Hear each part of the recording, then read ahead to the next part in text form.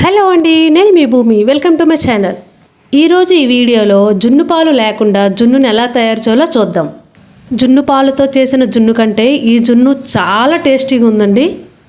పక్క కొలతలతో జున్ను పాలు లేకుండా జున్నుని ఎలా తయారు చేయాలో ఈ వీడియోలో చూద్దాం రండి.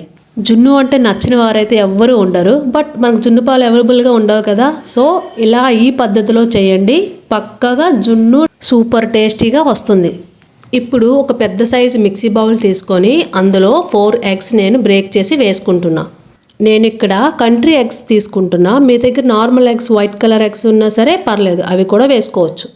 నాకైతే జున్ను అంటే చాలా ఇష్టం, బట్ జున్ను పాలు దొరకవు కదా. నేనైతే ఇదే పద్ధతిలో ఎప్పుడు చేసుకుంటాను తినాలనిపించినప్పుడల్లా.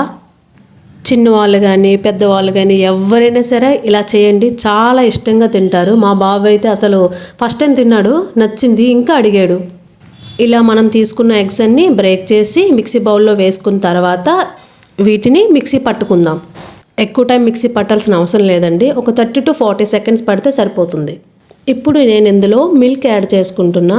ఏ మిల్క్ అయినా పర్లేదండి, ప్యాకెట్ మిల్క్ అయినా పర్లేదు, కౌ మిల్క్ అయినా పర్లేదు.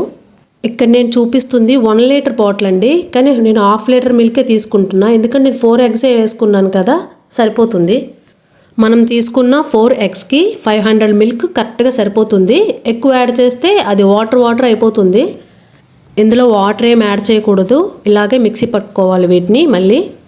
ఇప్పుడు ఇందులోనే 4 ఇలాచీ వేసుకుంటున్నా నేను. ఇప్పుడు నేను ఇందులో బెల్లాన్ని యాడ్ చేసుకుంటున్నా. షుగర్ కూడా వేసుకోవచ్చు, బట్ బెల్లం అయితే ఐరన్ కంటెంట్ ఎక్కువ ఉంటుంది, హెల్త్కి కూడా చాలా మంచిది. బెల్లాన్ని ఇలా దంచుకొని మిక్సీ బౌల్లో యాడ్ చేసుకోవాలి. నేను ఇక్కడ 250 grams బెల్లాన్ని యాడ్ చేసుకుంటున్నా. మీ స్వీట్ బట్టి మీరు యాడ్ చేసుకోండి. ఎక్కువ కావాలంటే ఎక్కువ, తక్కువ కావాలంటే తక్కువ. మా ఇంట్లో అయితే స్వీట్ ఎక్కువగా తినము, సో అందుకనే అంత యాడ్ చేసుకున్నా. అన్నీ యాడ్ చేశాక వాటిని మిక్సీ పట్టి ఒక స్టీల్ బౌల్లోకి దీన్ని మనం ట్రాన్స్ఫర్ చేసుకోవాలి. ఇప్పుడు ఇందులోనే నేను కొంచెం పెప్పర్ పౌడర్ని యాడ్ చేస్తున్నా. నేను 1 టేబుల్ స్పూన్ పెప్పర్ పౌడర్ తీసుకున్నా. ఇదైతే కరెక్ట్గా సరిపోద్ది 500 ml మిల్క్కి. ఈ పెప్పర్ పౌడర్ అంతా పాలలో కలిసేటట్టు బాగా మిక్స్ చేసుకోవాలి.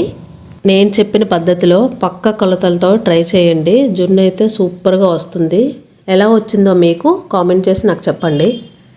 అలాగే ఒక లైక్ కూడా కొట్టండి మీకు ఈ వీడియో నచ్చినట్టయితే. ఇప్పుడు దీన్ని పక్కన పెట్టి ఒక పెద్ద సైజు బౌల్ని తీసుకొని స్టవ్ మీద పెట్టి స్టవ్ ఆన్ చేసుకోవాలి. దాంట్లో కొంచెం వాటర్ యాడ్ చేసుకోవాలి. చిన్న టీ గ్లాస్ అంత వాటర్ వేసుకున్నాను. ఆ తర్వాత అందులో ఇలాంటి స్టాండ్ ఒకటి ఆ బౌల్లో ఇట్లా పెట్టుకోవాలి. ఇదంతా వాటర్ హీట్ ఎక్కక ముందే చేసుకోండి, లేకుంటే చేతులు కాలిపోతే జాగ్రత్తగా ఉండండి. ఆ తర్వాత ఈ మిల్క్ బౌల్ని ఇలా జాగ్రత్తగా ఆ వాటర్లో పెట్టాలి.